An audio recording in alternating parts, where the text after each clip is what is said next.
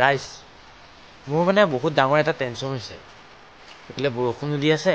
আৰু চিন্তাও বাঢ়ি গৈ আছে মানে কেছটো কি হ'ল বুজিব দেই মানে শুনিব দেই মানে মই আপোনাৰ শ্বৰ্ট ফিল্মখন কৰিলোঁ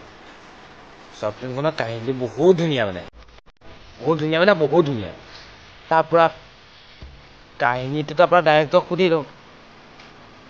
বোলে কাহিনীটো যে বনাইছে আপুনি এইটো কাৰ লগত ৰিলেটেড কৰি বনাইছে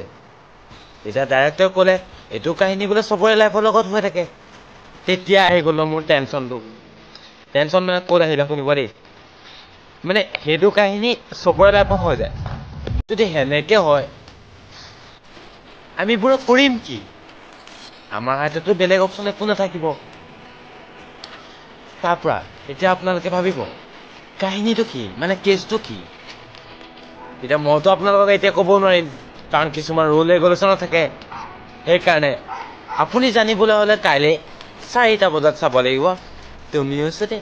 ময়ো হৈছে নি 4টা বজাত আহিব অলপমান মৰম দিব ছাপোৰ্ট কৰিব চাব বুলি আশা থাকিল বাই বাই গাইছ